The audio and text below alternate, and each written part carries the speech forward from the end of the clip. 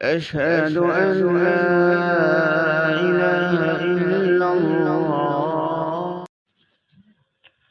بسم الله الرحمن الرحیم نحمده ونصلی علی رسوله الکریم اما بعد۔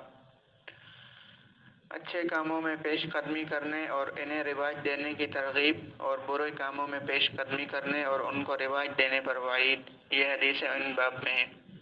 عن جریر رضی اللہ عنہ قال كنا في صدر النهار عند رسول الله صلی اللہ علیہ وسلم فجاءه قوم غزاة مجتاب النمار والعباء متقلد السيوف عامتهم من مضر بل كلهم من مضر فتمعر وجه رسول الله صلى الله عليه وسلم لما رأى ما بهم من الفاقة فدخل ثم خرج فأمر بلالا فأذن وأقام فصلى ثم خطب فقال يا أيها الناس اتقوا ربكم الذي خلقكم من نفس واحدة إلى آخر الآية إن الله كان عليكم رقيبا واتقوا الله ولتنظر نفس ما قدمت لغد تصدق رجل من ديناره من درهمه من ثوبه من صاع بره من صاع تمره حتى قال ولو بشق تمرة قال فجاء رجل من الأمصار بسرة كادت كفه تعجز عنها بل قد عجزت قال ثم تتابع الناس حتى رأيت كومين من طعام وثياب حتى رأيت وجه رسول الله صلى الله عليه وسلم يتهلل كأنه مذهبة فقال رسول الله صلى الله عليه وسلم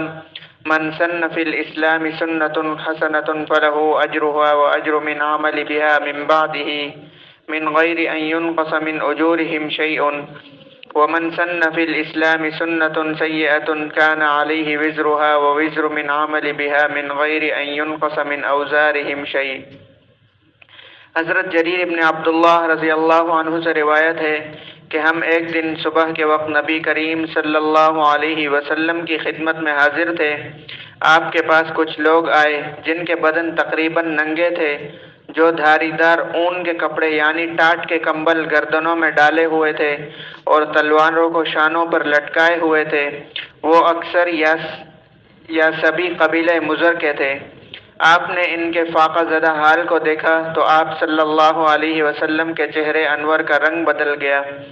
آپ صلی اللہ علیہ وسلم گھر تشریف لے گئے شاید کچھ دیکھنے کے لیے، اور کچھ دیر میں باہر آ گئے اور حضرت بلال رضی اللہ عنہ کو حکم فرمایا کہ اذان کہیں۔ انہوں نے اذان کہی اور پھر اقامت کہی۔ آپ صلی اللہ علیہ وسلم نے نماز پڑھائی اور نماز کے بعد وعظ فرمایا اور یہ آیات تلاوت فرمائی، یا ایھا الناس اتقوا ربکم الذی خلقکم من نفس واحدہ، جس کا ترجمہ یہ ہے کہ اے لوگو اپنے رب سے ڈرتے رہو جس نے تم سب کو ایک جان سے پیدا کیا اور اسی سے اس کا جوڑ بنایا، اور ان دونوں سے بہت سے مرد اور عورت پھیلائے، اور اللہ سے ڈرو جس کے نام پر تم ضرورت کے وقت ایک دوسرے سے سوال کیا کرتے ہو، اور رشتہ داری میں بدسلوکی کرنے سے بھی بچو، بلا شبہ اللہ تمہارا نگہبان ہے۔ اور آپ صلی اللہ علیہ وسلم نے وعظ کے دوران سورہ حشر کی یہ آیات بھی پڑھی، یا ایھا الذین آمنوا اتقوا اللہ ولتنظر نفس، جس کا ترجمہ یہ ہے کہ اے ایمان والو اللہ سے ڈرتے رہو اور ہر شخص فکر کرے کہ کل قیامت کے لیے کیا بھیجا ہے، بے شک اللہ کو تمہارے سب اعمال کی خبر ہے۔ راوی کا بیان ہے کہ ہر شخص نے اپنی حیثیت کے مطابق دینار، درہم، کپڑے، گندم اور کھجوروں کے صاع صدقے میں دیے، یہاں تک کہ آپ صلی اللہ علیہ وسلم نے ارشاد فرمایا کھجور کا ایک ٹکڑا ہی صدقہ کر دو، یعنی کسی نہ کسی درجے میں اس کار خیر میں شرکت ضرور ہو جائے۔ یہ خیال مت کرو کہ اتنی سی چیز کیوں دیں، چنانچہ ایک انصاری آدمی اتنا بڑا تھیلا لے کر آئے کہ ان سے اٹھ بھی نہیں رہا تھا اور چھوٹا جا رہا تھا، اس کے بعد تانتا بند گیا، حتیٰ کہ لوگ اتنا لائے کہ غلے اور کپڑے کے دو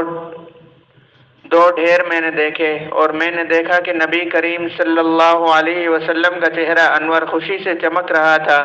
راوی کہتے ہیں کہ جیسا سونا چمکتا ہے۔ اس کے بعد آپ صلی اللہ علیہ وسلم نے ارشاد فرمایا کہ جس نے اسلام میں کسی اچھے کام کو رواج دیا اسے اپنے اس عمل کا بھی ثواب ملے گا، اور جتنے اس کے بعد اس پر عمل کریں گے ان سب کے اجر کے برابر ان کو بھی ثواب میں کمی کیے بغیر اس رواج دینے والے کو بھی ملے گا، اور جس نے کسی برے طریقے کو رواج دیا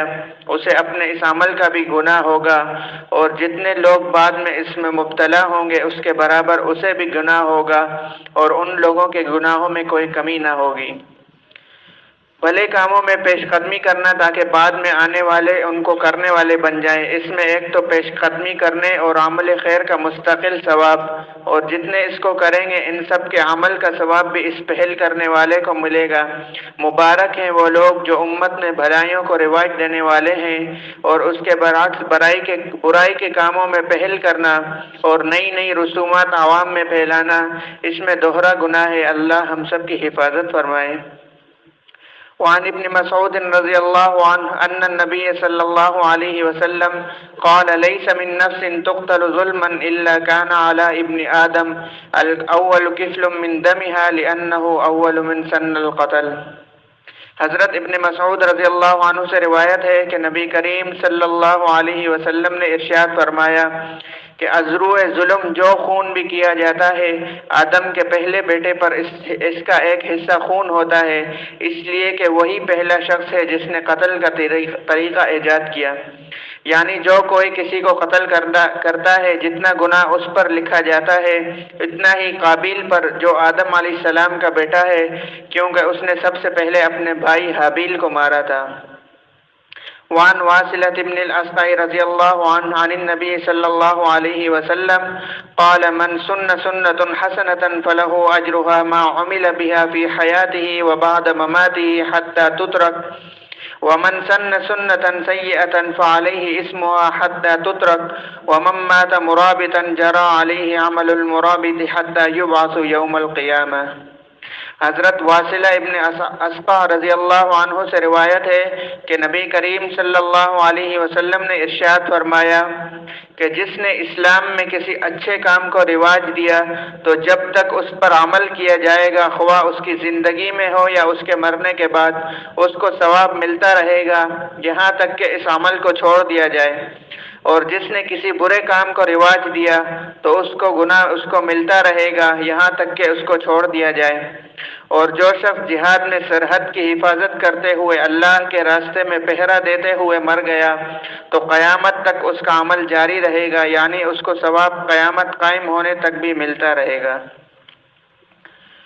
دوسری حدیث میں حضرت ابو ہریرہ رضی اللہ عنہ سے روایت ہے کہ نبی کریم صلی اللہ علیہ وسلم نے ارشاد فرمایا کہ جو شخص کسی بھی چیز کی طرف بلائے گا قیامت کے دن جس کی طرف بلایا تھا اس کے ساتھ چپکا کھڑا ہوگا، اگرچہ ایک آدمی نے ایک ہی آدمی کو بلایا ہو۔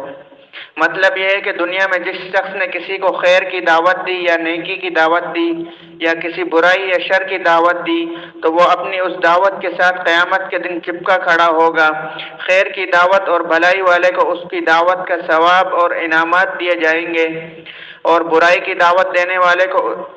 اس وقت تک چھوٹ نہیں ہوگی جب تک کہ اس کو اس کی سزا نہ دے دی جائے، خواہ ایک آدمی نے ایک کی کو دعوت کیوں نہ دی ہو۔ اللہ پاک ہمیں بھی برائیوں سے بچنے کی توفیق عطا فرمائے اور نیکی پر چلنے کی توفیق عطا فرمائے۔ الحمدللہ رب العالمین، والصلاة والسلام علی سید الانبیاء والمرسلین۔ ربنا لا تزغ قلوبنا بعد إذ هديتنا وهب لنا من لدنك رحمة إنك أنت الوهاب برحمتك۔